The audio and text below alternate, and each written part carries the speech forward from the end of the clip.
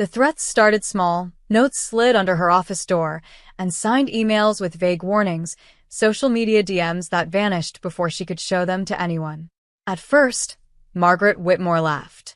Not in amusement, but in the sort of cynical, weary exhale only a woman who'd been in business long enough to know better could manage. People envied power. They envied women who wielded it unapologetically. And Maggie had built her empire exactly like that, on sharp instincts, relentless discipline, and a heart she locked behind deadlines and six-figure contracts. But when her car was keyed outside the Gallo at the Met, and her townhouse's security cameras caught a figure lingering too long outside her gate in the middle of the night, she could no longer pretend it was nothing. Just hire a bodyguard, her assistant, Devon, had said. For the holidays. For peace of mind. Peace of mind. As if such a thing existed in Maggie's world. Still, it was easier to agree than argue. She told Devon to handle it, didn't ask questions. Which is how she ended up standing in the marble foyer of her Manhattan townhouse at 7 a.m., 3 days before her company's Christmas fundraiser, face to face with someone who looked like she belonged on the cover of a military-themed fashion magazine, rather than guarding a woman 15 years her senior. "Ms. Whitmore?" the girl no woman said, voice low and precise, like someone who didn't waste time on fluff. "I'm Jordan Hayes. I believe you were expecting me." Maggie blinked. Jordan couldn't have been more than 25, though her dark eyes held a gravity that belied her age. She was dressed in civilian clothes, black jeans, fitted jacket, hair tied back in a no-nonsense braid, but she stood with the posture of someone who'd been trained to assess threats before they entered a room. Maggie, still in her silk robe and barefoot on the heated floors, felt suddenly exposed. "I was expecting someone older," she said before she could stop herself. Jordan's mouth curved, not quite a smile. "Most people do." She extended her hand, firm and confident. Maggie hesitated, then shook it. The contact sent a jolt up her spine she immediately ignored. This was work. This was protection. Nothing more. "Your assistant sent over the threat details," Jordan said, already scanning the space with subtle efficiency. "I'd like to do a perimeter check before we talk logistics, if that's all right." "Of course," Maggie said, gesturing vaguely. "Be my guest." She watched Jordan disappear into the hall, her steps silent despite the hardwood floors. Maggie ran a hand through her hair. This was temporary. 2 weeks, tops. She just had to survive the holidays with a young, unnervingly attractive shadow trailing her every move. Easy. Except it wasn't, because Jordan was more than just efficient. She was perceptive. The kind of person who didn't just see things, she noticed.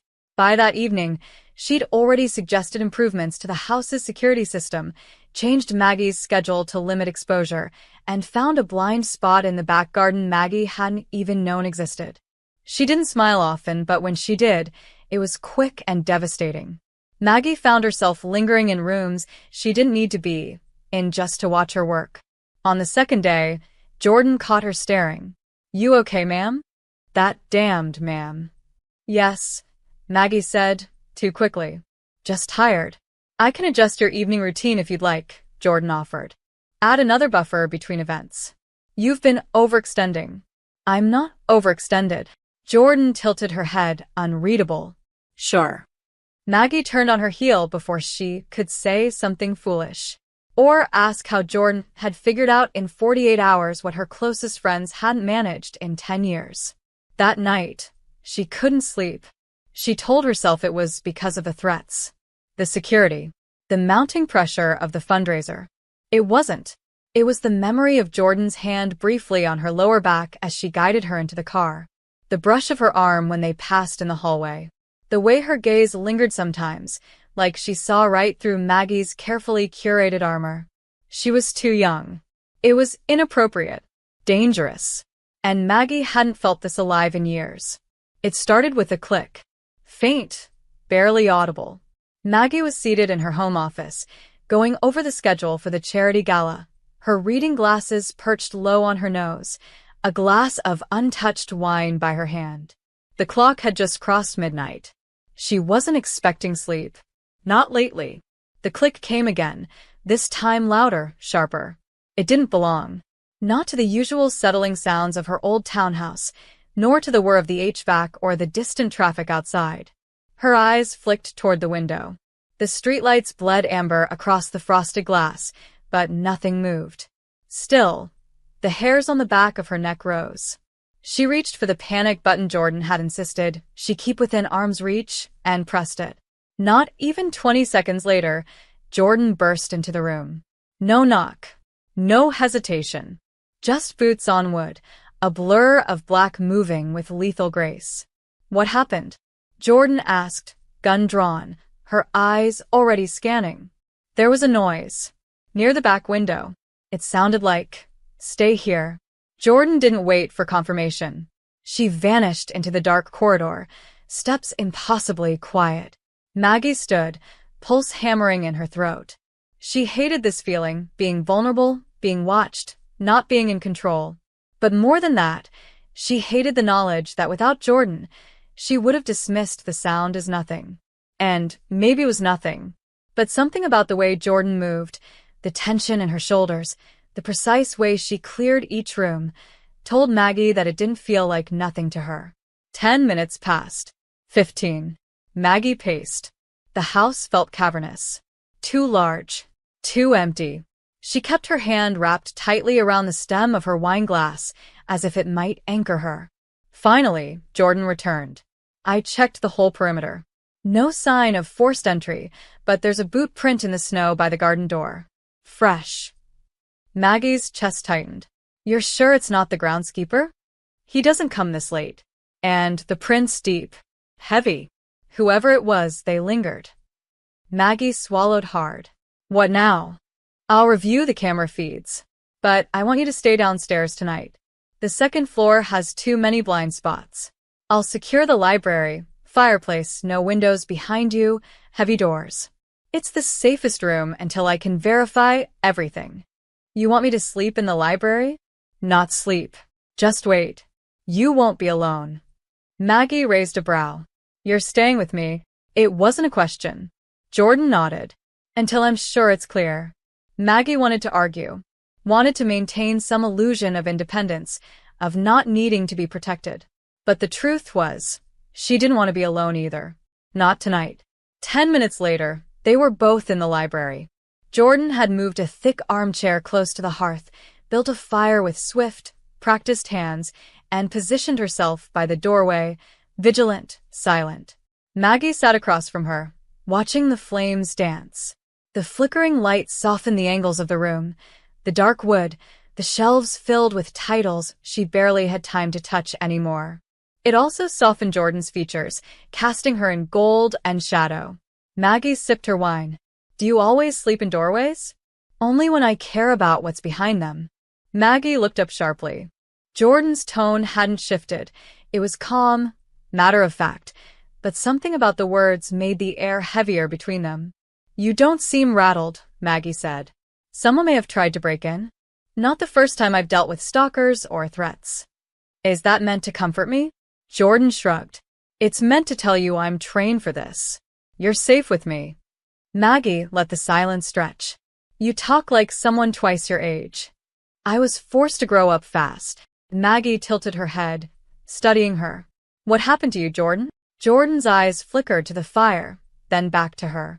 You don't really want to know. Try me. Another beat of silence. Then Jordan spoke, quiet and even.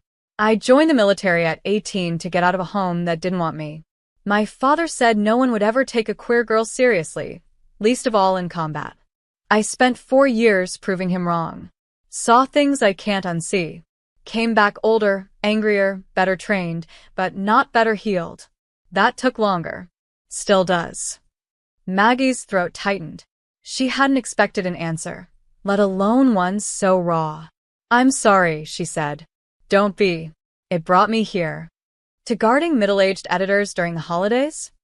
Jordan smiled, faint and crooked. To people who don't deserve to feel afraid in their own homes. Maggie's breath caught. The fire cracked. Outside, the wind picked up, brushing snowflakes against the stained glass windows. She set her wine down and leaned back into the chair. Do I seem afraid to you? Jordan's gaze held hers. You seem tired of pretending you're not. Maggie should have looked away. Should have deflected with a quip, a smirk, the kind of self-deprecating armor she always used. But she didn't. Something about the honesty in Jordan's eyes unmoored her. I've spent my entire adult life making people believe I'm unshakable, Maggie said slowly. And it worked. Until lately. Until the threats. Until you. Jordan's brows lifted slightly. Me? You see through me. I don't like it. I don't think that's true. No. Jordan stood then, crossed the small space between them. She didn't touch Maggie, just crouched beside the chair, looking up at her, the firelight making her eyes impossibly deep. I think part of you's been waiting for someone to see through it all. To not buy the act. To ask what's underneath. And what do you think is underneath? Maggie asked, her voice barely above a whisper. Jordan's answer was immediate. A brilliant woman who's lonelier than she wants to admit. Maggie's breath hitched. Her fingers twitched against the armrest, dangerously close to Jordan's. The moment hung, fragile, combustible. Then Maggie leaned back, breaking it.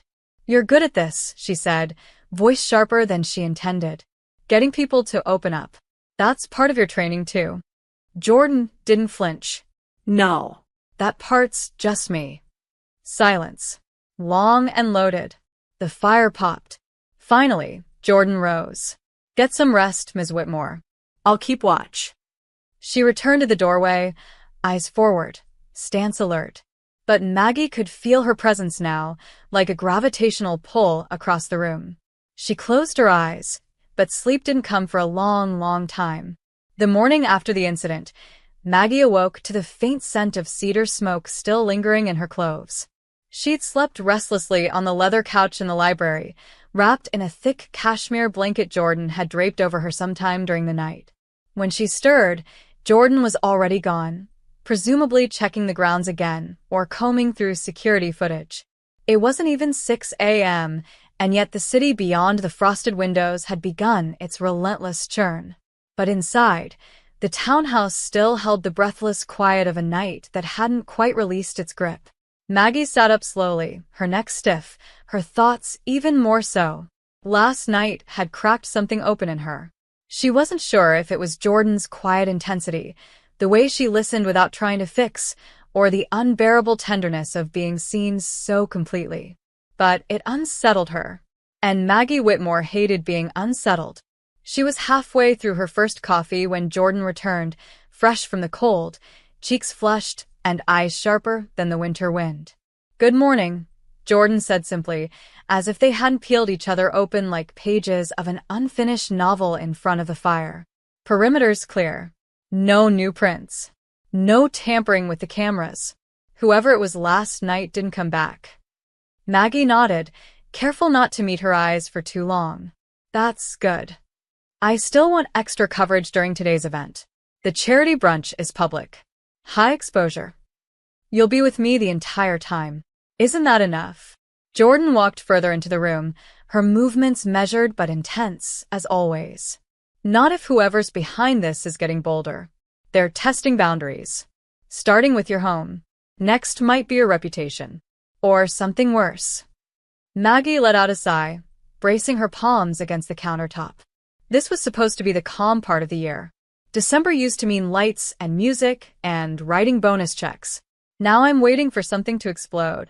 It won't, Jordan said firmly. Not while I'm around. Love what you've seen so far and want to help me keep creating these awesome stories on this channel?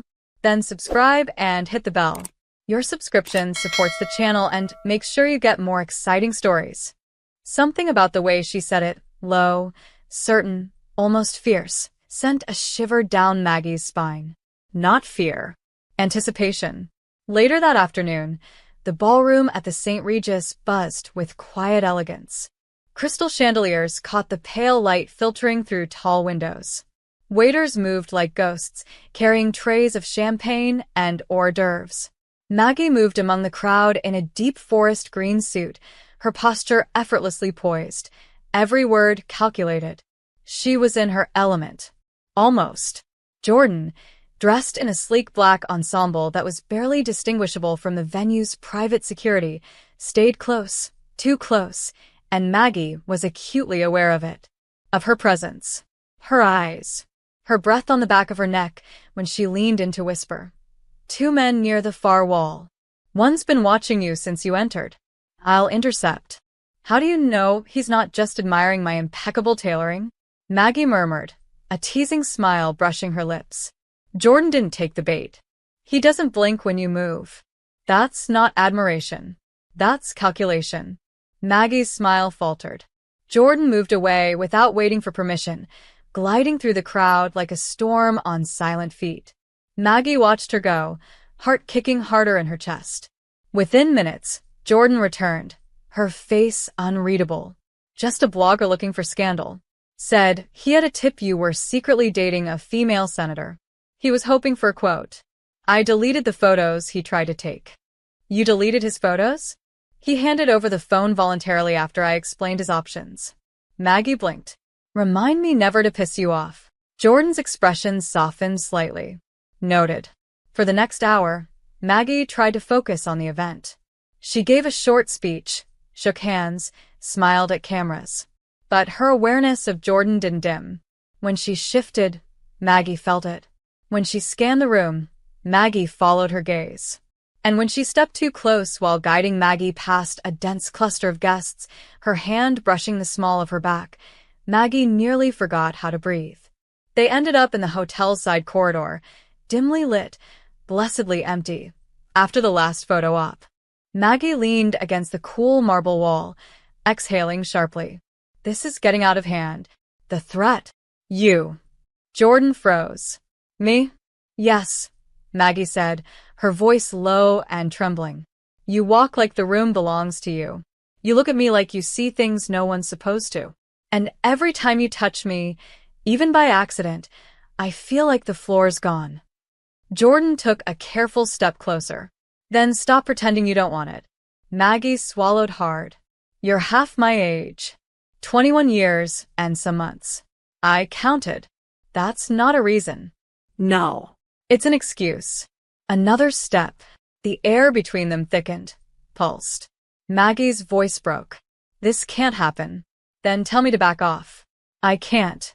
Jordan's voice dropped to a whisper. Then don't lie to yourself. She reached out, brushing a strand of hair from Maggie's cheek. It wasn't a kiss. It wasn't even a confession. But it was the closest thing to surrender either of them had dared so far. Then Jordan's phone buzzed. She stepped back, immediately alert. Security just flagged something. A note was found in your car. Maggie went cold. What did it say? Just 3 words. I see you. The storm rolled in faster than expected.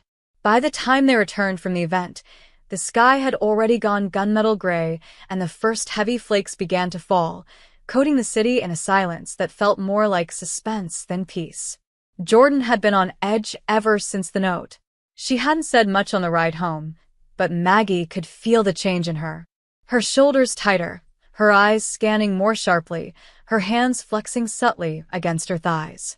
Maggie sat in the back seat pretending to check her phone, but really, she was watching Jordan's reflection in the tinted window, her jaw locked, her mouth set in that infuriatingly calm way that never cracked, not even under pressure. By the time they pulled into the private garage of Maggie's townhouse, the wind had picked up and snow was swirling like ash in a blizzard. Jordan ordered the driver to leave immediately and secure the vehicle elsewhere. I don't want any cars sitting too long. If someone's watching the property, anything idle draws attention. Maggie nodded, too exhausted to argue, but inside her chest something buzzed, equal parts dread and adrenaline. Inside, the house was warm, the lights already dimmed by the evening settings Jordan had programmed into the system. She moved ahead of Maggie, checking every entry point, her body all muscle and precision. Maggie removed her coat slowly, watching her from behind, and told herself for the 100th time that the pull she felt had to be some kind of delusion, stress, adrenaline, something else entirely.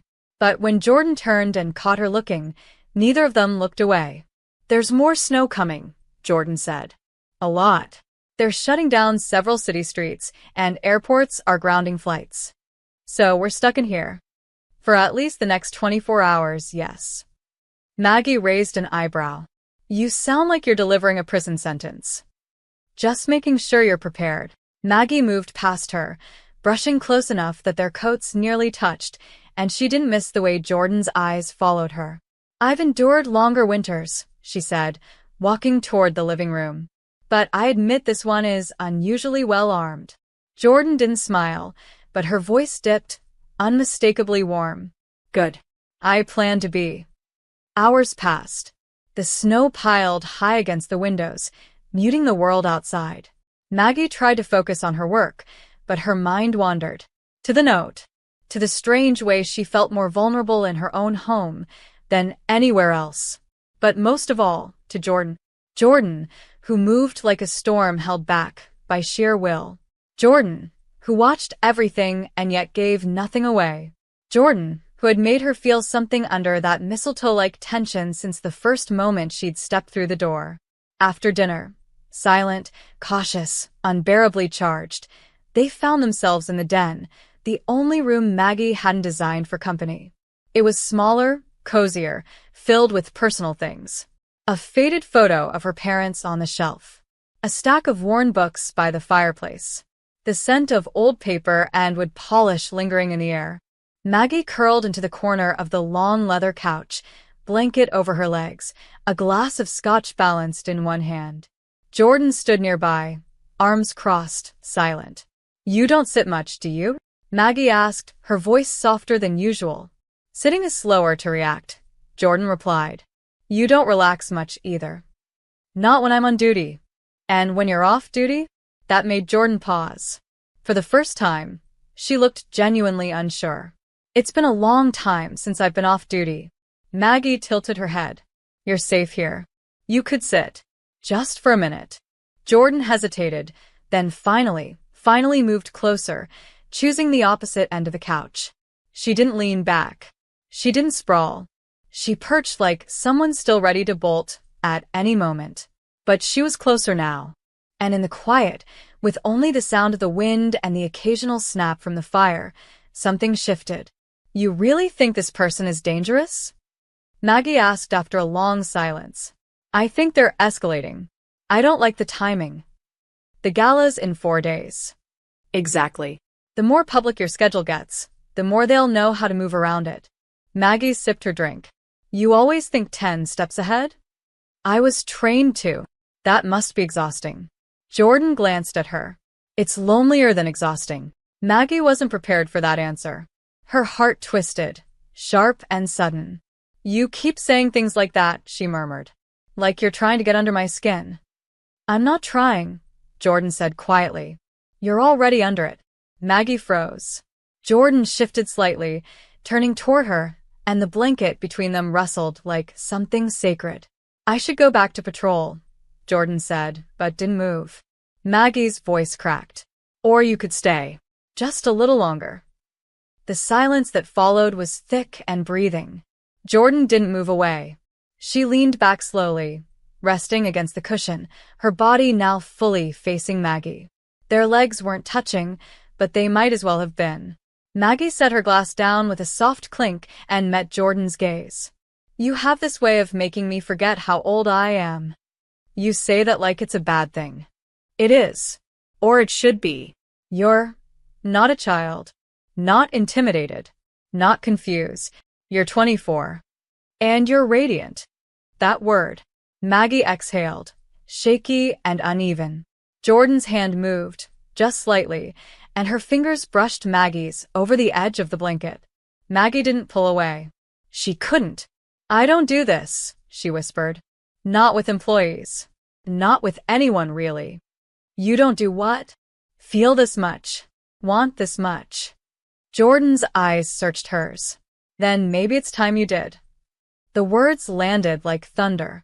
Maggie's breath hitched as Jordan's hand slid fully into hers now, warm and certain. The storm outside screamed against the windows, but inside, the world had gone very still. Maggie leaned forward slightly, her lips parting, and Jordan mirrored the motion. The distance closed. Not fast. Not desperate. But inevitable. The kiss didn't happen. Not yet. But it hovered there, inches away. Charged. Waiting. Maggie's voice came like a breath. We're not ready. Jordan's whisper curled against her skin. Then let me protect you until you are. By morning, the storm had passed, but the cold remained, settling over the house like a second skin. Maggie woke early, earlier than usual, her head foggy, her body still echoing with the memory of warmth beside her that never quite touched her. The night before had left something open between her and Jordan, something fragile and electric and dangerously unspoken. They hadn't kissed, but they had hovered on the edge of it, breaths mingling, hearts unguarded, and Maggie hadn't known whether to run or fall into it. She'd chosen neither. She'd pulled back with an excuse about needing space, retreated to her bedroom without another word, left Jordan standing alone in the firelight with a kind of restraint that felt like punishment. Now, hours later, that choice felt like a mistake. But Maggie was used to mistakes, used to carrying them in silence, wrapping them in logic until they became acceptable regrets. She moved through her morning routine mechanically. Shower, hair twisted into a sleek chignon, makeup precise, outfit severe and sharp.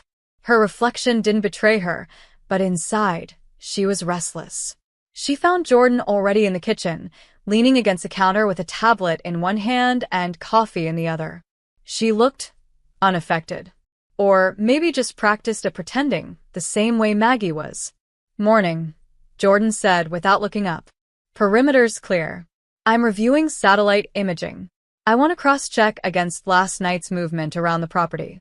Maggie poured herself coffee in silence, the air between them taut. You didn't sleep. Didn't need to. You'll burn out at this rate. Jordan finally looked up, meeting her eyes with that calm, steady gaze that made Maggie feel both exposed and seen. Not while you're still a target. Maggie looked away, fingers tightening around the mug. She hated how that word, target, landed in her chest like guilt. About last night, Jordan didn't flinch. You don't owe me anything. I didn't say I did. Then don't treat me like I crossed a line. Maggie's mouth set into a hard line. You didn't cross anything. I did. I let it get too personal. It already is personal, Jordan said quietly. The moment someone threatened your life, it became personal. And don't pretend we're just playing roles here. You feel it. I know you do. You're 24, Maggie said sharply, and the words came out like a weapon. I'm 45. That's not a gap, it's a canyon. Jordan set the tablet down, her expression unreadable. So, what are you afraid of? That I'll make you feel something? Or that you already do? I'm afraid of what people will say. What they'll think. I've spent my whole life building something with credibility, control, respect. And now you want something that doesn't fit into that perfect box. Maggie swallowed hard, throat dry. You make it sound so simple. It is simple, Jordan said, stepping closer, her voice low. You want me. I want you. The world will always talk. Let it. But Maggie took a step back.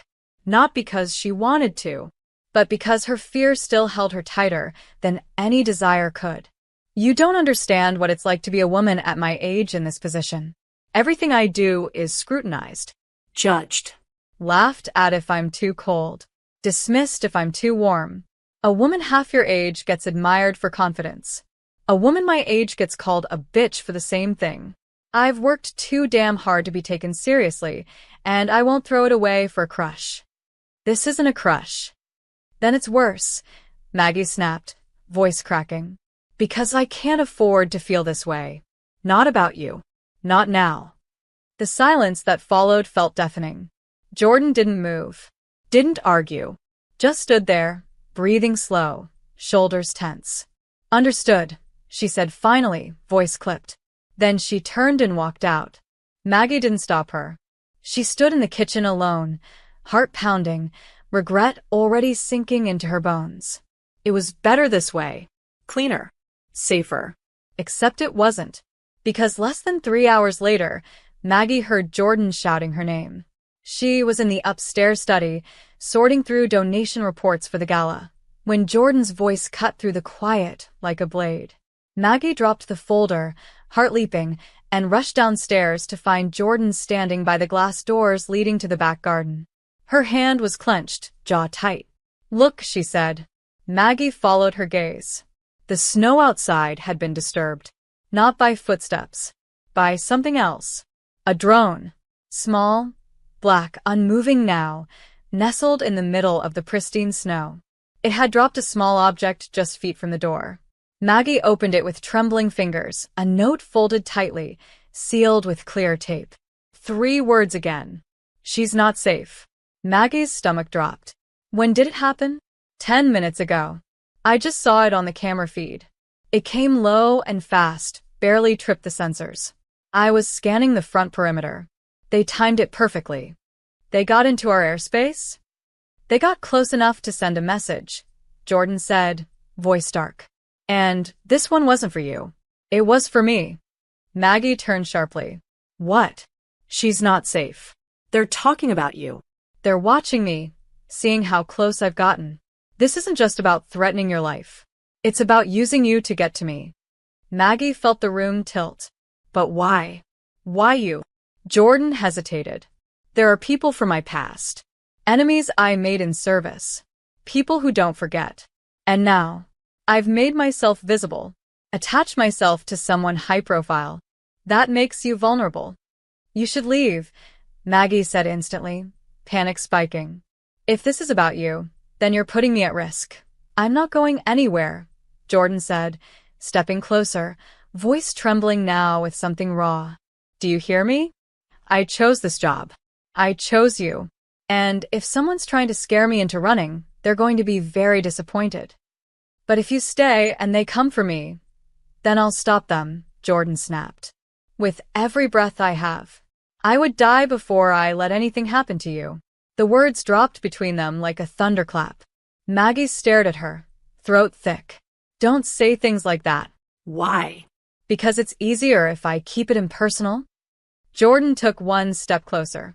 I'm not going to pretend anymore, Maggie. Not after last night. Not after this. You don't get to say you'd die for me, Maggie whispered, when I'm still trying to convince myself I'm allowed to want you. Then stop convincing yourself otherwise. The air between them snapped tight. Maggie turned, walking away before she could do something reckless. But Jordan didn't follow. Didn't press. She just stood there, still as stone, as Maggie fled into the depths of the house with her heart on fire and her walls starting to collapse. The snow didn't melt, but the air shifted. The storm had passed 2 days ago, leaving the city washed in white and silence, but inside Maggie's townhouse, the tension hadn't moved, hadn't softened, hadn't broken. If anything, it had thickened, weaving itself into every room, every corridor, every glance exchanged in the narrow spaces between obligation and denial. Maggie hadn't spoken about the drone since the morning it happened. Jordan had quadrupled the security. New cameras, new sensors, a private patrol hired discreetly to circle the block every hour, and yet none of it made Maggie feel safer. Because the danger wasn't just outside anymore, it was inside her, clawing up her throat every time Jordan entered a room. The timing couldn't have been worse. In 2 days, it would be Christmas Eve. The gala loomed like a spotlight waiting to expose every inch of her life, her reputation, her secrets. And now her feelings. You need to make a statement, Devin had said on the phone that morning. Let people see that the threats aren't affecting your poise. Show up to the charity auction tonight. Smile. Speak. Wear red. Maggie stared at the closet for nearly an hour before choosing anything.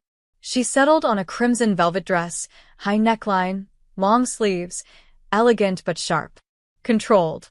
But no matter how much power the dress projected, she still felt raw underneath. And Jordan made that worse. Or maybe more honest. She didn't say much all day. She moved like shadow and steel, eyes always scanning, fingers always ready. But Maggie noticed the things that didn't fit into her usual rhythm. The way she didn't finish her coffee. The way her gaze lingered when she thought Maggie wasn't looking. The way her voice lowered only when speaking to her, as if her whole body recognized the shift in energy and refused to play it cool. The car ride to the auction was too quiet. Maggie sat stiffly, hands clasped in her lap, while Jordan sat beside her instead of up front, one hand resting near her thigh, but never touching. Outside, the city twinkled with too many lights. Inside, Maggie's chest felt like it might crack open. "They haven't made another move," Jordan said finally, breaking the silence. "But that doesn't mean they've stopped watching." "So we smile for the cameras," Maggie murmured, "and wait for them to blink first." "We don't wait. We prepare." Maggie looked at her then, really looked, and for a moment her defenses threatened to collapse again. Jordan looked devastating in black, tailored suit, simple lines, eyes like thunder under two calm skies. She was 24, yes. But she looked like she carried centuries inside her. The auction was held in a glass-walled gallery, overlooking the park. It was tasteful, exclusive, filled with power players and philanthropic darlings who smiled like they weren't always calculating. Maggie moved among them with the same poise she'd worn for decades, lips curled into the perfect polite expression, words elegant and forgettable. Jordan stayed close, always one step behind. Never intrusive, but always there. And that was the problem, because she was there. And every time Maggie brushed past her shoulder, every time she turned and found Jordan's gaze already on her, something inside her unraveled a little more. It happened near the wine table. A donor Maggie barely knew, a venture capitalist with a practiced grin, touched her elbow and leaned in too close, laughing at something she hadn't said. Jordan appeared out of nowhere. "Excuse me," she said, voice low but cutting. "We need to review the schedule, Ms. Whitmore." Maggie blinked, startled, but nodded. The man opened his mouth to protest, but Jordan was already guiding her away, hand grazing her lower back just long enough to send fire through her spine. They stepped into a quieter corner near the balcony doors. Outside, snow still clung to the edges of the stone railings, the night sharp and clean. Inside, Maggie's heart pounded. "That was unnecessary," she said, voice tight. "He was harmless. He was handsy. You're not my jealous girlfriend." "No," Jordan said, eyes burning. "But he's not your anything either." Maggie stared at her, the space between them suddenly too charged to pretend. "You said we were being watched." "We are." "Then stop touching me like you want me." Jordan stepped closer. "You think I can help it? You have to." Why? Because of your pride? Or because you're scared of what happens when you stop pretending you don't feel the same? Maggie opened her mouth, but no sound came out. Jordan exhaled, slow and furious. "You keep saying I'm too young, that I don't understand your world. But you know what I see when I look at you? A woman who built something out of nothing. A woman who commands rooms without raising her voice. A woman who's so goddamn afraid to be wanted, she'd rather be alone than risk being seen." Maggie's hands were shaking. She didn't know if it was anger or something closer to surrender. "You think this is easy for me?" she whispered. "You think I don't lie awake at night wondering what people will say? That they'll call me pathetic, desperate, clinging to something I shouldn't have? Let them," Jordan said fiercely. "Let them talk. Let them rot. You know what I see when I look at you, Maggie? The most desired woman I've ever met. The most impossible, infuriating, brilliant woman I've ever wanted. And I'm so damn tired of pretending I don't." Maggie's breath hitched. The crowd was behind them, the gala in full swing. And still, the world narrowed to the space between their mouths. Jordan didn't kiss her, but she leaned in close enough that Maggie could feel her breath, smell the warmth of her skin, hear the trembling restraint in her silence. "Christmas Eve is in 2 days," Jordan said softly. "And I'm staying until then, no matter how hard you push." "What happens on Christmas Eve?" Maggie asked, even though she already knew. "You already know," Jordan replied. "You just haven't decided whether you'll let it happen." Then she stepped back, and Maggie had to close her eyes just to keep from chasing her. The house had never felt quieter. Outside, the city was folding itself into the lull of Christmas Eve, Streets emptying, shop windows glowing, snow falling in lazy spirals against a velvet sky. But inside Maggie's townhouse, time moved differently. Slower. Heavier. As if the walls themselves were waiting for something to happen. Maggie stood barefoot in the hallway, wrapped in a navy silk robe, holding a half-finished glass of wine. The clocks had passed 10, but she hadn't gone to bed. Couldn't. Sleep felt impossible, irrelevant, when every corner of her mind was full of Jordan. Not just her voice or her hands, or the way she moved with silent precision, but the way she looked at Maggie. As if she wasn't someone older, or broken, or past her moment. As if she were still worth seeing. Maggie had avoided her all day. Not with cruelty, but with distance. She'd gone through the motions, gift deliveries, charity calls, a video message to the staff, but each task felt like it was buffering something she couldn't put off much longer. And now, the buffer was gone. She walked slowly through the dim corridor, past the ornate garlands and faint twinkle of holiday lights, until she reached the library. The fire was lit. Of course it was. Jordan was there, seated on the rug in front of the hearth, sleeves rolled up, fingers curled around a mug of coffee. Her hair was down for the first time in days, soft, dark waves falling just past her shoulders. It was such a simple, human detail, and yet it nearly undid Maggie. She stood in the doorway without speaking. Jordan looked up and met her gaze without surprise. "Can't sleep?" she asked, voice low. Maggie shook her head. "Neither can I," Jordan said, patting the space beside her. "Come sit." Maggie hesitated. The robe clung to her like truth, and she hated how vulnerable she felt in it. But Jordan didn't look at her body. She looked at her face. Her eyes. As if nothing else mattered. So Maggie crossed the room, slowly, deliberately, and sat beside her. The fire crackled. The snow whispered against the windows. "You always seem so calm," Maggie murmured after a moment. "I used to fake it. Now I just live in it. Even when everything feels unstable, out of control." Jordan's voice softened. "I spent years living in chaos. There's something comforting about it now. Like I know where I stand when nothing else is certain." Maggie turned to her. "And where do you stand with me?" Jordan's gaze held hers. "Right here. Until you tell me not to." Maggie swallowed hard.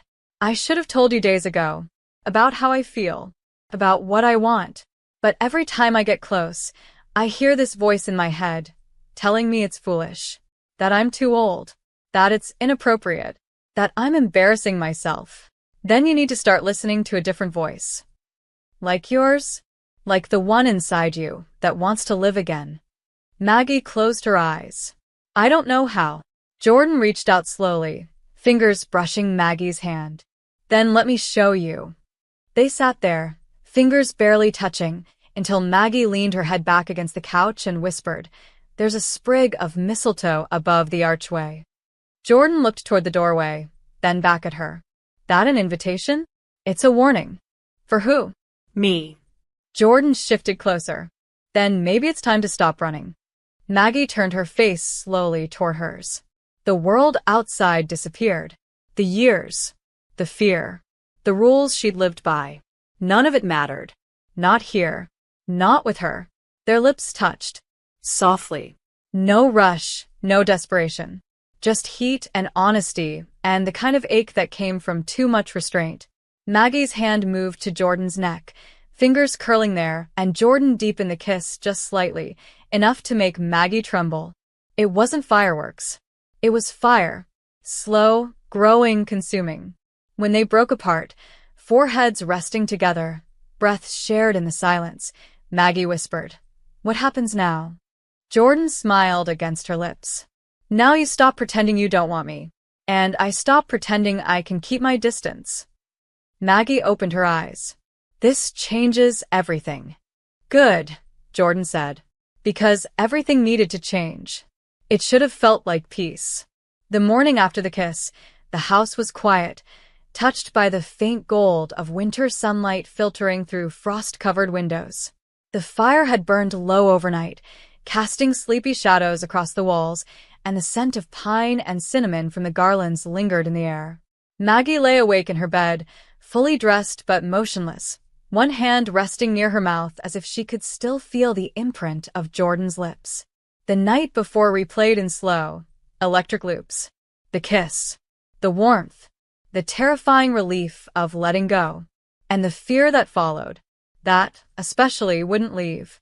Jordan had gone back to her room after the kiss, after one long, devastating look that said both "I want to stay" and "I'll give you space, if that's what you need." Maggie had wanted her to stay.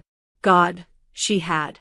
But she'd nodded silently toward the stairs instead, choosing restraint over impulse, choosing caution over the screaming want in her chest. Now, hours later, regret clawed at her throat.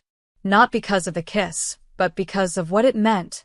It wasn't a moment she could bury. Not this time. Not with Jordan. She heard footsteps downstairs, Jordan's, unmistakable, measured. Steady. Maggie stood slowly, smoothing her blouse with trembling fingers, and made her way down.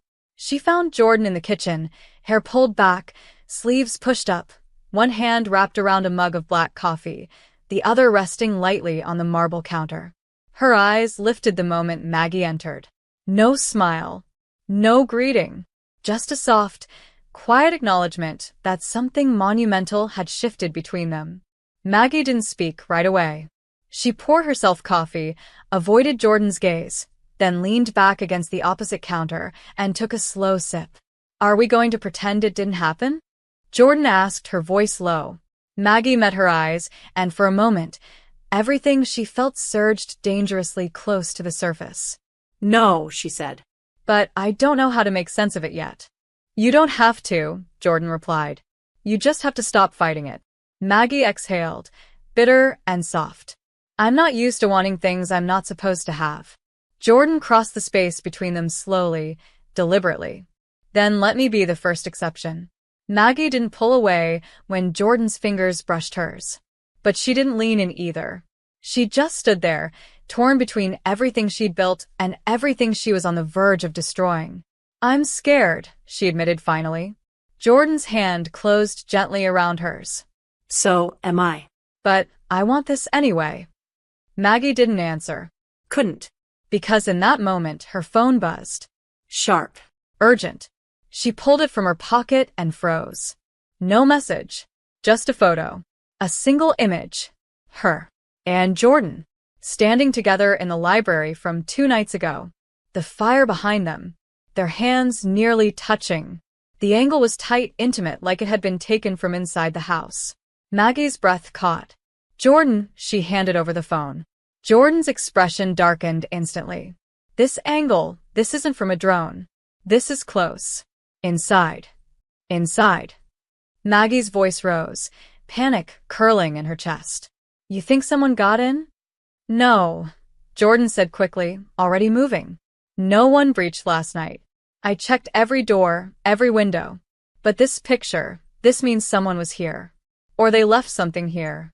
Maggie followed her, heart slamming, her mind racing through every possibility. Jordan swept the library first, methodically, checking behind furniture, inside vents, under decorative panels. Then she moved to the hallway, scanning the molding and corners, eyes sharp. It didn't take long. Hidden near the baseboard by the archway, she found it. A pinhole camera, barely visible, wedged behind a garland.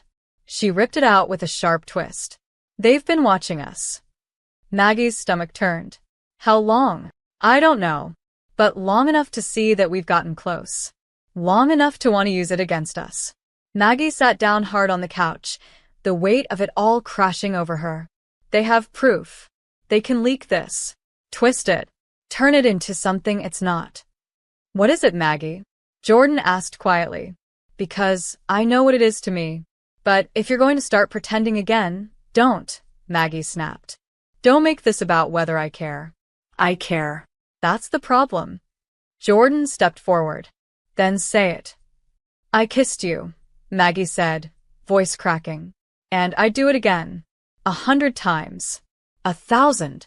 But that doesn't mean the world will understand." To hell with the world. It's not that simple. "You're right," Jordan said, kneeling in front of her, eyes locked on hers. It's not. You're a public figure. I'm half your age. The optics are loaded. But the truth? That's still ours.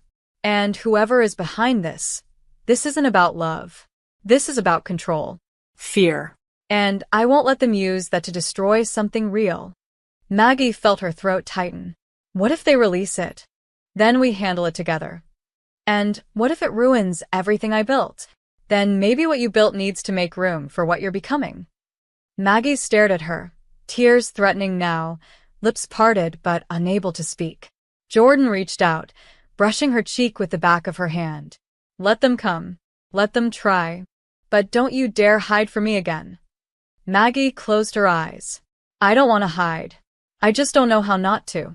Then start small, Jordan whispered. Start here. She leaned in slowly, not for a kiss, but to rest her forehead against Maggie's, grounding them both in the quiet ache between hope and fear. They stayed that way for minutes, breathing, listening, existing. And when they pulled apart, nothing had been fixed. Nothing had been solved. But something had been claimed.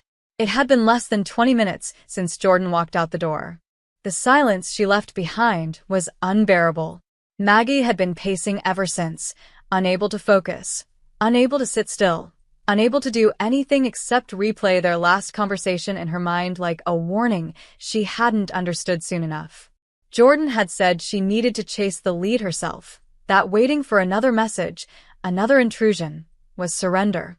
Maggie had begged her to take someone else with her, anyone, but Jordan had simply said, "This end with me. I need to know who's behind this before they make another move." And now the townhouse felt colder, quieter, the twinkling Christmas lights dimmer, the fire in the library nothing but embers. Maggie stared at her phone, checking it every minute, waiting for a message, a signal, anything. But nothing came. The hours dragged like wet cloth over stone, heavy and suffocating. Then the call came. Not from Jordan. From an unknown number. A male voice. Calm. Too calm. Ms. Whitmore? Yes, she said quickly, panic already rising. Who is this? St. Luke's Hospital. I'm calling about Jordan Hayes. She's listed you as her emergency contact. The rest of the sentence unraveled like thread in Maggie's ears. Critical condition. Arrived by ambulance. Massive blood loss. Stab wound. Head trauma. Currently in surgery. Maggie didn't remember grabbing her coat or her keys. She didn't remember how she got into the car or how the driver managed to get her to the hospital through a snow-slick city. All she remembered was the pounding in her chest, the scream inside her that refused to come out. The ER was too bright, too white, too clean. Maggie felt wrong in it, out of place in her tailored coat and red lipstick, a costume of control cracking at the edges. A nurse led her to a waiting area where she sat, hands shaking, staring at the pale blue wall as if it held answers.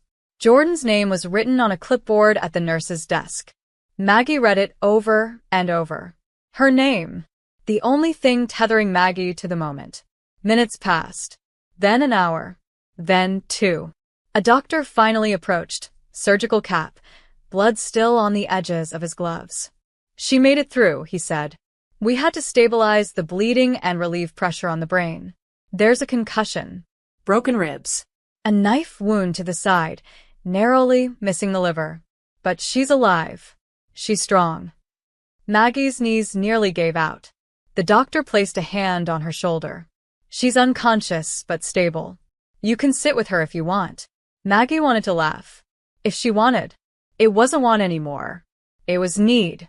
The hospital room was dim, quiet except for the rhythmic beeping of the monitors and the slow, shallow breaths from the bed. Jordan looked pale against the white sheets, her face bruised, lips split, a bandage wrapping her temple. One arm was in a sling. Tubes ran from her hands. Wires from her chest. Maggie sat beside her and did not speak. Her voice was somewhere she couldn't reach. So instead she reached for Jordan's hand, cold, still, but there.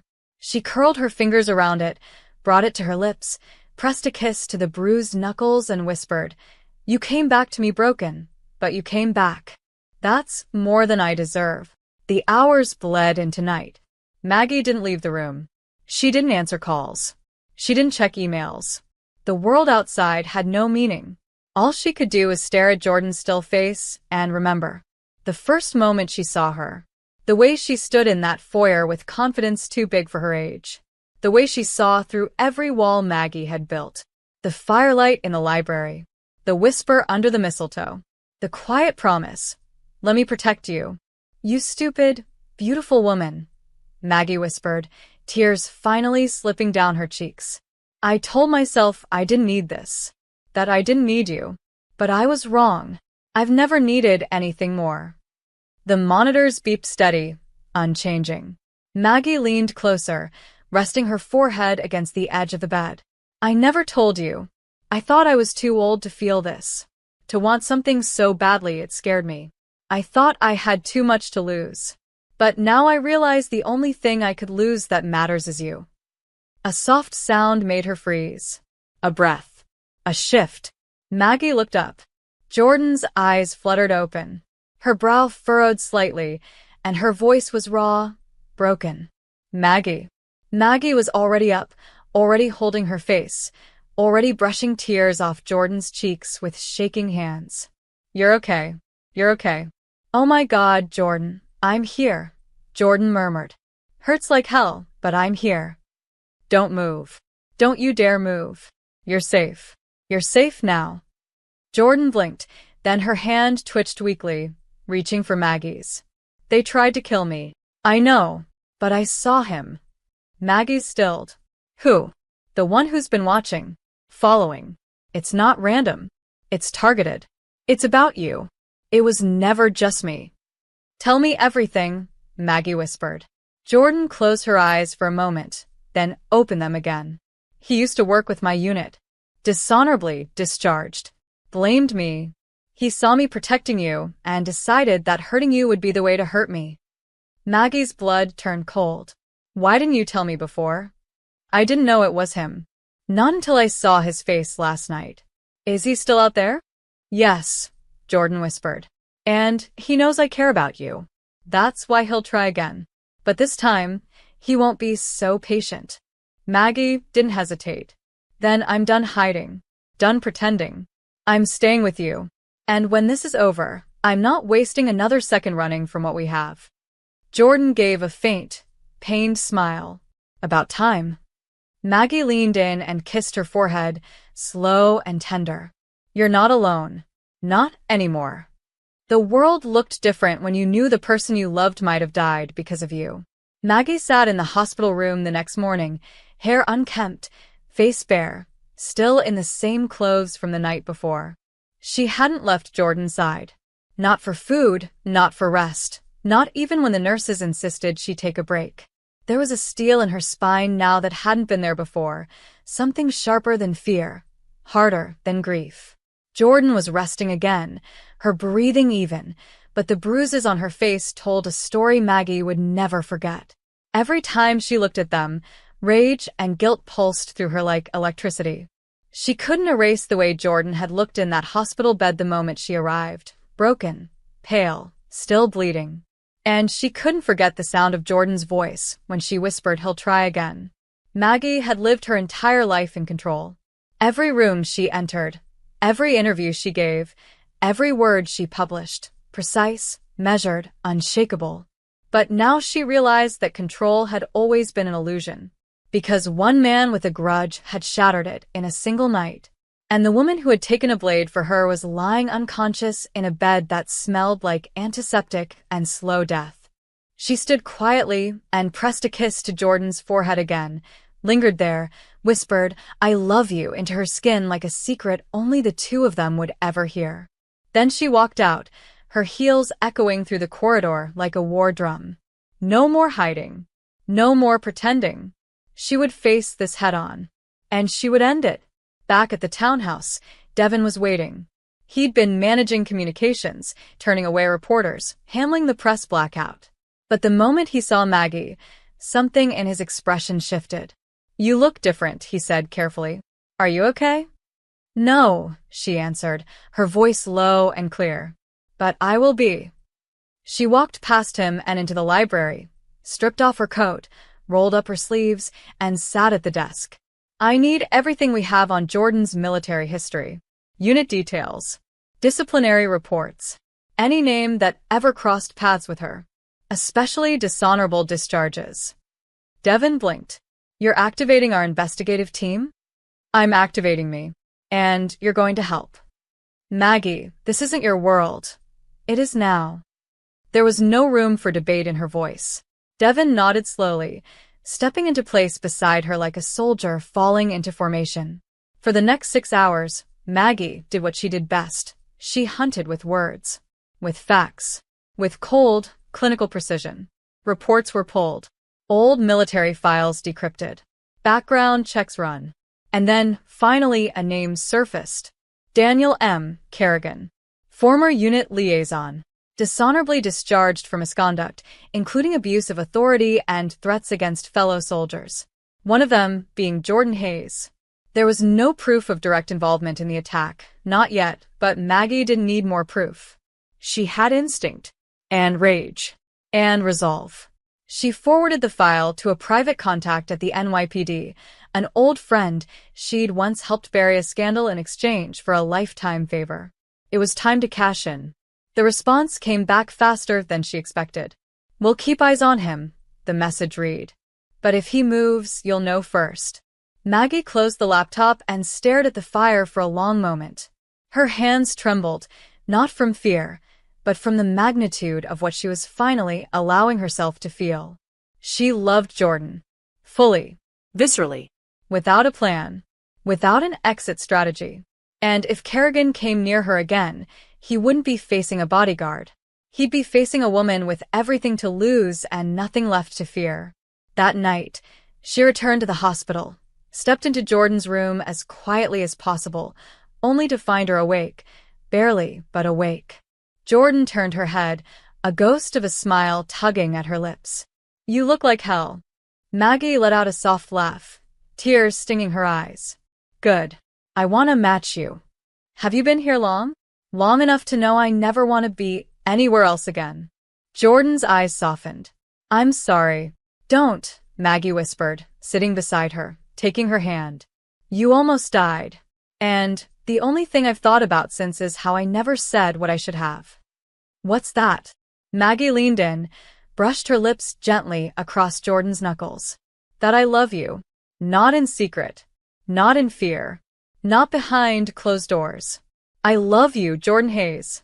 And when you're better, I'm not hiding it. Jordan's breath hitched. Say it again. I love you. Even though I'm younger? Especially because you're brave enough to love someone who wasn't brave enough to love you back until now. Jordan closed her eyes, overwhelmed, and Maggie kissed her temple. Rest, she said softly. I've got things handled. Maggie, Jordan murmured. He's still out there. I know. And I'm ready for him. You don't need to be a hero. Maggie shook her head, smiling through the ache. I'm not being a hero. I'm being yours. The snow had melted just enough for the world to pretend it was safe again, but inside the mansion, the tension had become a living thing. It breathed in the walls, pulsed through the floorboards, whispered beneath the click of Maggie's heels as she walked from room to room, reinforcing every inch of her once perfectly curated sanctuary. Jordan had been released from the hospital that morning, pale, slower in movement, wrapped in gauze and silence, but alive, and that was all that mattered. Maggie had insisted on a private medical team stationed in the guest wing, refused to take any chances, and made it clear to everyone in her orbit that the house was now under lockdown. No visitors. No press. No questions. She had learned that fear could either cripple or ignite. Maggie Whitmore had chosen fire. Jordan rested now on the second floor, her body still mending, her strength not quite returned, but her presence alone was enough to keep Maggie grounded. Every time she passed the stairs, Maggie's eyes lifted, drawn upward, pulled by something stronger than gravity. Her heart ached to be with her, to lie beside her again, but she also knew she had to do more than love her. She had to fight for her. Kerrigan hadn't made another move. Not yet. But silence was its own kind of message, and Maggie had spent her life reading between the lines. She knew what was coming. The lull before the final strike. She had spent the last 24 hours preparing for it. Her security system had been upgraded with military-grade sensors. Devon had turned the basement into a control center with live camera feeds, encrypted comms, and silent alarms. And Maggie herself, Maggie, who had once laughed at the idea of holding a weapon, had learned how to use a Glock 43 in under an hour.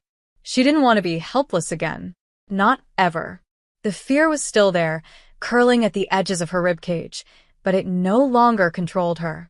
It sharpened her, fueled her, reminded her that she had something worth protecting.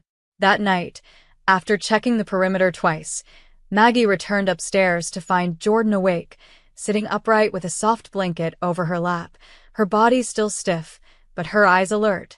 Maggie crossed the room slowly, took Jordan's hand without a word, and kissed her knuckles with trembling lips. Jordan smiled faintly. "You've changed." Maggie sat beside her. "Not changed. Just remembered who I was before the fear." "And who's that?"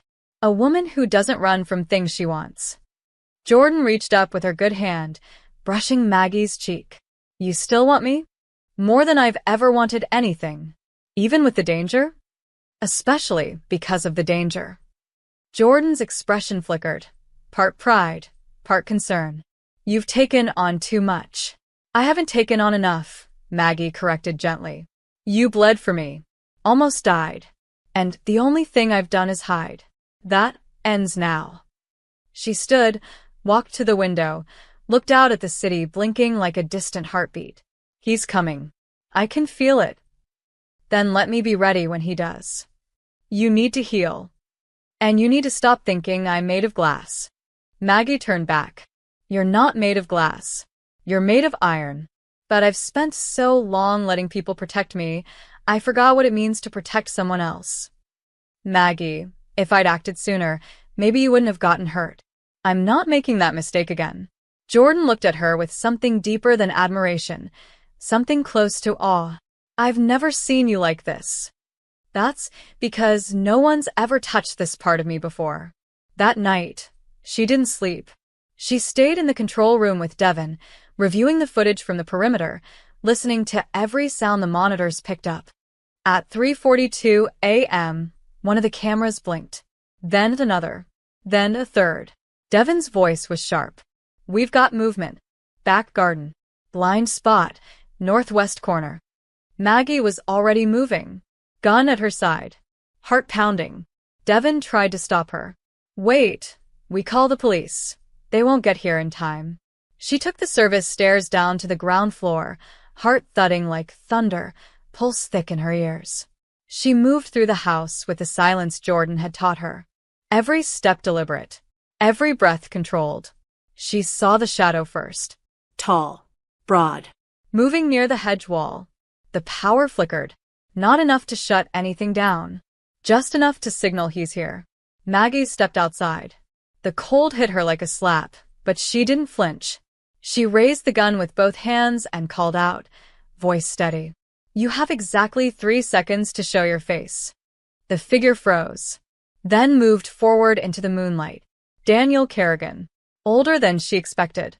Hardened, scar running down the left side of his face. But his eyes were feral, calculating. "So you're the reason she got soft," he said, smiling. "She didn't get soft," Maggie replied. "She got smart. And she chose someone who sees her for who she is." "And what are you? Her boss? Her trophy?" "No," Maggie said, voice like steel. "I'm the woman who loves her. And the one who'll put a bullet in you if you take another step." He laughed, stepping closer. "You don't have it in you. Try me." But before he could take that step, another voice rang out. "Drop it, Jordan." She stood at the edge of the doorway, gun aimed, eyes blazing. Her body was trembling but upright, fierce, unbroken. "Step away from her. Now." Kerrigan turned, just slightly, calculating again. And Maggie didn't wait. She pulled the trigger. The bullet struck his shoulder. He dropped the knife he hadn't yet raised, stumbled backward, and Jordan closed the distance, disarming and pinning him to the ground with a grunt of pain and fury. The police arrived 3 minutes later, but it was already over. The sirens had faded, the police were gone, Kerrigan was in custody, and the house, once a battleground, was finally still. But the silence that settled wasn't the same kind of silence that had filled Maggie's home for years. This wasn't the silence of loneliness, of avoidance, of walls too thick and rooms too empty. This silence was earned. Alive. Heavy with what had just happened. Maggie hadn't let go of the gun until the ambulance had taken Kerrigan away, until she saw Jordan safe, upright, bleeding from her side again, but refusing to go back to the hospital. She had stood there in the hallway, breathing hard, her hands trembling from adrenaline, and Jordan had reached for her like she was the only anchor left in a world that had spun too fast for too long. "You saved me," Jordan had whispered. Maggie had shaken her head. "You saved me first." Hours passed. The sky began to lighten. The first soft blue of morning touched the frost-covered windows. Maggie sat in the edge of her bed, hair disheveled, sweater torn at the shoulder from the scuffle, while Jordan stood at the bathroom mirror, pressing gauze to her reopened wound, her expression unreadable. Maggie watched her from the doorway, the woman who had changed everything without even trying. Jordan caught her gaze in the mirror. "You're staring." "I'm allowed to stare," Maggie said softly. "You nearly died." Again. Jordan turned, her eyes darker than usual in the dim light. "But I didn't. Because of you." "Don't give me credit. You pulled the trigger, Maggie. And I haven't stopped shaking since. That doesn't make you weak." Maggie stepped forward slowly, barefoot on the cold floor, stopping just inches away. "You said once that I don't let people see what's underneath. That I build walls. You do. Not with you. Not anymore." Jordan's breath caught as Maggie raised a hand and touched her cheek, thumb grazing gently over the bruise beneath her eye. "I was so afraid of wanting you," she whispered. "So afraid of what it meant. The age gap. The rules. The way people would look at us. But now I see it. All of it. You didn't walk into my life to protect me. You walked into it to wake me up. You're not afraid anymore?" Maggie smiled faintly, pain and truth laced in her voice. "I'm still terrified. But I'm not running. I don't want to be alone tonight. Not after everything. Not anymore." Jordan hesitated, her eyes searching Maggie's, not for lust, but for permission. For certainty. "What are you asking me?" Maggie reached for her hand and placed it gently over her own heart. "I want you to come to bed with me. Not because I need protecting. Not because I'm scared. But because I want to be with you. All of you." The moment hung, thick with years of repression unraveling at once. Jordan leaned in slowly, kissed her with a kind of reverence that made Maggie's knees tremble. It was not the first kiss they had shared, but it was the first kiss without fear, without hesitation, without a clock ticking behind them. It deepened, hands tangling in hair, in fabric, in need too long ignored. They moved toward the bed, shedding clothes like they shed doubts, like they shed the weight of everything unsaid. Jordan laid her down gently, eyes never leaving hers, as if Maggie might vanish if she blinked. Maggie arched into her touch, fingertips burning across skin, breathless and undone, whispering her name like a vow. The world narrowed to their bodies, to the warmth they created in that room that had once been so cold. When Jordan kissed the scar on Maggie's side from an old surgery, Maggie felt tears prick her eyes, not from pain, but from the staggering tenderness of being seen, of being cherished. "You're beautiful," Jordan said between kisses. "All of you. Every line, every inch. I want all of it." Maggie let herself cry then. Soft, broken sounds into the pillow as she clung to Jordan and let herself be held, let herself be known, let herself be loved. They didn't rush. They took their time. They mapped each other with mouths and hands, with breath and confession. And when it was over, when their bodies lay tangled in the hush of early morning, Maggie traced lazy circles on Jordan's back and whispered, "I don't care who knows anymore. Let the world talk. Jordan pressed her face into her neck, her smile brushing warm against her skin. It already was. Let's give them something worth talking about. Maggie laughed, really laughed, for the first time in weeks. The kind of laugh that tasted like freedom, like joy, like home. The morning after their bodies had learned the truth their hearts had whispered for weeks, the house felt different. Not safer, not quieter, just honest. Real. Maggie awoke with Jordan's arm wrapped around her waist, their legs tangled beneath the heavy duvet, her breath warm against the back of Maggie's neck. And for the first time in years, Maggie didn't wake with dread in her chest or a to-do list already unfurling behind her eyes. She woke with peace and the terrifying, thrilling weight of something real. When she turned to face Jordan, the younger woman was already watching her with that gaze that made Maggie feel like a person, not a brand, not an empire, just a woman. Seen. Desired. Loved. You didn't run, Jordan said, voice thick with sleep. No, Maggie replied, reaching up to tuck a strand of hair behind Jordan's ear. And I'm not going to. They stayed in bed longer than they should have. Let time blur. Let hands wander. Let kisses stretch into soft sighs and whispered jokes and quiet declarations only the sheets would ever hear. But eventually the world called them back. Devin sent a message about the final press statement regarding the Kerrigan arrest, and Maggie knew the time had come to face what she'd been avoiding since the beginning. Not the fear, not the danger, the judgment, the looks, the whispers. There's a New Year's charity gala tomorrow night, she said softly, as Jordan finished buttoning a crisp white shirt. I'm scheduled to speak. Jordan glanced over, sliding a watch onto her wrist. You want to cancel? No, Maggie replied. I want you to come with me. Jordan froze, then turned. With you? Not as security. As whatever this is. As mine. The silence that followed was electric. Maggie, that means photos. Articles. Everything we've been trying to avoid. I'm not trying to avoid it anymore, Maggie said, voice steady. Let them look. Let them speculate. I don't want to hide. I don't want to keep you in the shadows like a secret I'm ashamed of. I want to stand next to you, and not flinch. Jordan's expression softened into something reverent. Then I'll be there. Maggie nodded once, lips tight with the pressure of the moment. Wear the black suit. The one that makes me lose my train of thought. That's all of them, Jordan said, smirking. Exactly. The night of the gala was colder than expected. Wind licked at bare arms and carried the sounds of the city in sharp, glittering echoes. Maggie stood near the entrance of the venue, resplendent in a midnight blue gown that hugged her body like it had been sewn for her in a dream. Her hair was swept up, neck exposed, and her eyes lined in something that wasn't armor, but fire. She looked powerful. Stunning. Unapologetically herself. When Jordan stepped out of the car, dressed in tailored black with a single silver pin at her lapel, Maggie felt her throat tighten. It wasn't just how beautiful she was, it was how she looked at Maggie. Like nothing else mattered.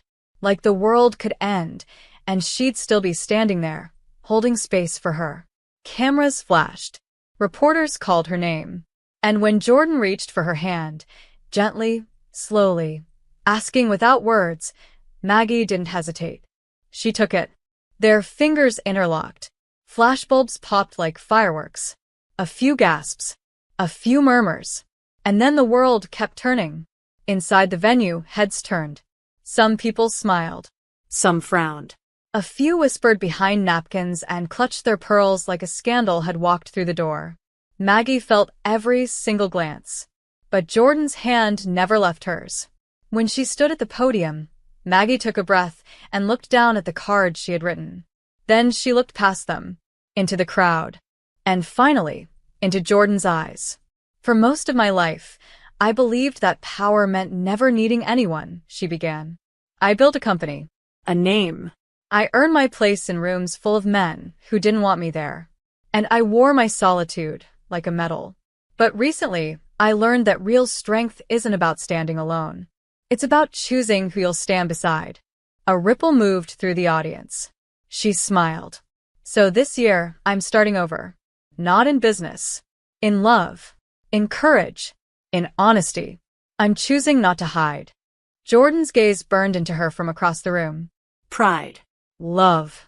And something else. Relief. The applause was polite at first. Then sincere. Then sustained. Maggie stepped down from the podium and walked straight to Jordan, who stood there looking stunned and speechless for the first time Maggie had ever seen. What was that? Jordan asked. Maggie laced their fingers again.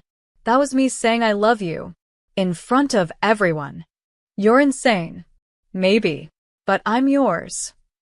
The days after the gala were a blur of headlines and whispers, but Maggie didn't flinch. She read every article with a calm, unshakable gaze, from the subtle commentary on her boldness to the not-so-subtle remarks on the age gap between her and Jordan. Media mogul Whitmore shocks industry with romance reveal, one read, while another screamed scandal or statement. 45-year-old CEO steps out with 24-year-old former bodyguard. None of it surprised her. What did surprise her, though, was how little it affected her. Because every morning she woke up with Jordan's hand wrapped around her waist, every time she found coffee already waiting for her on the kitchen counter with a note that said drink this or perish, and every glance they exchanged across the room that said I see you, I choose you, I'm not going anywhere. That was the only story she cared about. But not everyone in her world agreed. The board called an emergency meeting. Sponsors expressed concern. A few long-standing donors to her literacy foundation began to withdraw quietly. Maggie stood in her office, glass of water in one hand, her phone in the other, reading a message from the Department of Private Protection, an official notice that Jordan's continued presence as her security detail was a conflict of interest. They offered to reassign her to a different client, effective immediately. Maggie didn't respond. She walked to the window, heart suddenly hammering, breath shallow. This wasn't about scandal anymore. It was about power, about being punished for daring to love someone people thought she shouldn't. Behind her, Jordan entered the room, holding a folder she clearly hadn't yet seen the contents of. You okay? Maggie turned slowly. They're trying to pull you from my detail. Jordan blinked. What? The agency. They say it's a conflict now that we're involved. Jordan stared at her, then tossed the folder on the table. Let them. I'll resign. I'm not leaving you. Maggie stepped forward, voice hard. You shouldn't have to give up your career for me. It's not just a career anymore. It's a job I took to protect someone I didn't know I'd fall in love with. And I did. So, if they want to call that unprofessional, fine. I call it real. Maggie's throat tightened. You're serious? Deadly. Maggie turned away, running a hand through her hair, suddenly overwhelmed by the pressure pushing in from all sides. This was supposed to be the hard part. Coming out. Admitting it. I didn't think the aftermath would feel worse. You're not alone in it, Jordan said quietly. They can take my badge, my uniform, my rank, but they don't get to take me from you. Maggie crossed the room, her pulse racing. But what about what you want? I want you. Not the job. Not the title. Just you. And if I asked you to stay with me, here, not as protection but as my partner? You wouldn't even have to ask. Maggie reached for her hand, holding it tightly, eyes fierce. Then we do this on our terms, not theirs. You walk away from them, and I make sure you never need them again. You're not responsible for my future. Maybe not, but I want to build one with you anyway. That night, Maggie drafted the statement herself. No PR team. No ghostwriter. Just her voice, clear and unwavering. She posted it to her official page. I built my career telling stories that matter. This is the story that matters most to me now. I'm in love with someone brave, brilliant, and strong. She also happens to be 21 years younger than me. I'm not embarrassed.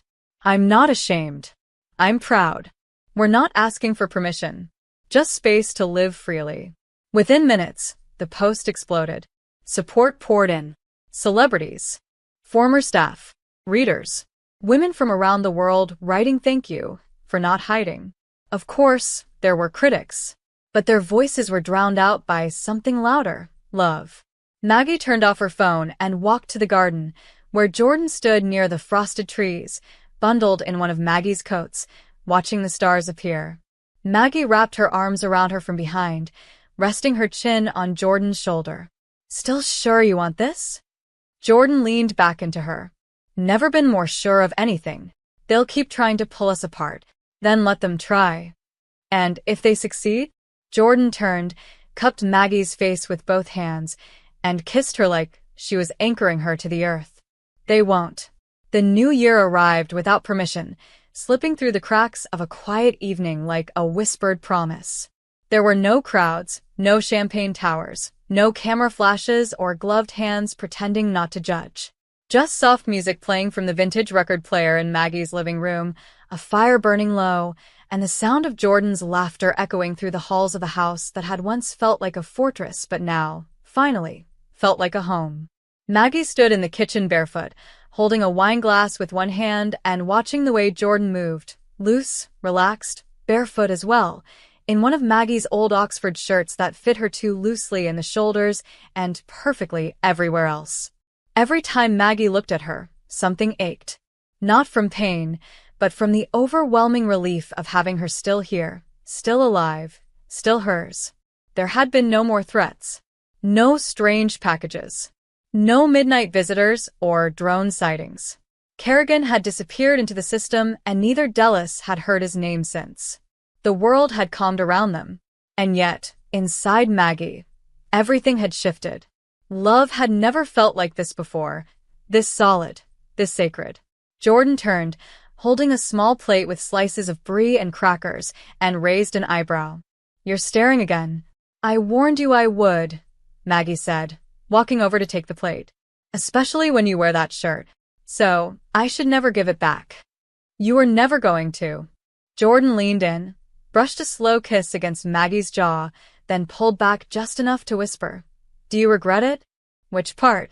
"All of it. The risk. The fallout. Choosing me." Maggie set the plate down and took both of Jordan's hands in hers. "Every choice that got me to you is the only thing I don't regret. The only thing I'm proud of without hesitation." Jordan's gaze dropped for a second, humbled, and Maggie tilted her chin up gently. "You're not a scandal, Jordan. You're a miracle I almost missed because I was too busy playing by rules that never served me." Jordan held her breath, then smiled. "You always say things like that."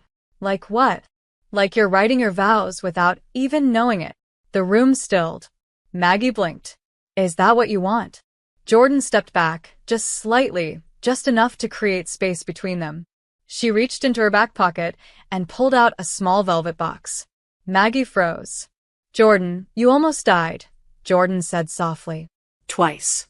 "And I did nothing but stand beside you, watch over you, fall in love with every version of you. But it wasn't until you pulled that trigger that I realized something. You never needed me to protect you. You just needed someone who wouldn't flinch when you became everything you were always afraid to be." Maggie's throat closed. Jordan opened the box. Inside was a simple ring, white gold, no stones, just a smooth, elegant band. Timeless. "This isn't about rings or titles or grand gestures," Jordan continued. "It's about choosing you every day, without shame, without hiding. I want a life with you, one where I'm not guarding you from the world, but building something inside it. Will you let me do that?" Maggie stared at the ring, tears already hot in her eyes. "You're supposed to wait for me to ask."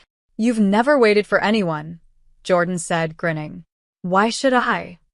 Maggie laughed, watery and breathless. "Yes," she said. "God, yes." Jordan slid the ring onto her finger, and the moment it settled there, something in Maggie clicked into place. Not ownership, not possession, but peace. Later, just before midnight, they stepped out onto the balcony, wrapped in thick blankets, a thermos of mulled wine between them. The city sparkled below, millions of lives counting down together, waiting for the clean slate of a new year. Maggie rested her head on Jordan's shoulder, her fingers now playing with the edge of the ring like a secret only they knew. "I used to think love was for other people," she said softly. "That by the time I reached this point in my life, it would be too late. that I was too much or not enough, that the world wouldn't take me seriously if I dared to want more than just success. You get to have both, Jordan whispered. Success. And someone who loves you through it. And someone who laughs when I spill red wine on silk rugs. Especially then. Maggie turned to look at her, this woman, her woman, who had appeared in her life like a storm and stayed like a sunrise. Thank you for not giving up on me. Thank you for finally letting me in. The clock struck midnight. Fireworks erupted in the distance. And as the sky filled with color and sound, Maggie kissed Jordan like it was the first time, like it would never be the last, like she had waited her whole life to love this freely. She had built an empire, yes. But that night, in the quiet aftermath of everything they'd survived, Maggie realized something even greater. She hadn't just built a life. She had finally begun one. Thank you so much for